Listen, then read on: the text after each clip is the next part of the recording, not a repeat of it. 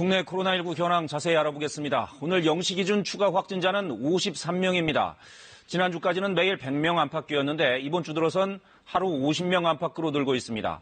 확진자 증가세가 더 완만해진 건 분명합니다. 다만 사망자가 줄지 않고 있습니다. 어제 하루 8명 늘어서 이제 전체 사망자는 200명이 됐습니다. 재난방송센터 연결합니다.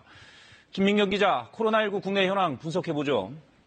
네, 오늘 오전 방역 당국의 발표에 따르면 오늘 0시 기준 확진자는 1,384명입니다. 실제 격리 중인 환자는 30% 정도인 3,400여 명입니다. 확진자가 전날보다 53명 늘어서 사흘째 신규 확진자는 50명 안팎에 머물고 있습니다. 오늘도 검역 과정에서 가장 많은 14명의 확진자가 나왔습니다. 서울은 11명이고요. 경기는 6명 등 수도권 모두 합쳐서 40% 정도입니다. 대구, 경북 지역은 23%로 어제보다는 다소 줄었습니다. 지금 여전히 검역을 포함해서 해외 유입 확진자가 대다수를 차지하는 모습인데요. 지금까지 집계된 해외 유입 확진자는 832명으로 전체 누적 확진자의 8%에 이릅니다. 그런데 최근 2주만 따로 분석해 봤을 때는 해외 유입 확진자 비율이 전체의 47%까지 올라갑니다. 해외 유입에 따른 2차 감염 등 관련 비율도 5% 정도입니다. 특히 이 해외 유입 확진자의 절반 정도는 인구 밀집 지역인 수도권에서 발생했습니다.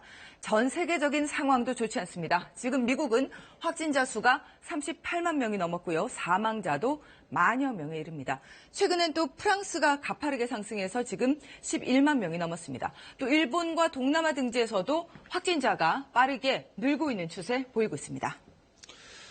네, 국내 경우에는 몇 주 전과 비교하면 확진자 수가 통제 가능한 범위 내에 들어온 게 아닌가 하는 생각도 드는데 해외 유입 확진자 외에도 우려되는 부분이 있다고요? 어떤 겁니까? 네, 현재 해외 입국자의 경우에는 검사와 추적이 가능해서 방역망의 통제 범위 내에 있다고 볼 수 있습니다. 집단 감염은 82% 정도로 분석되는데요. 문제는 아직도 10% 가까이는 조사 분류 중으로 감염 경로가 파악되지 않은 사례라는 점입니다.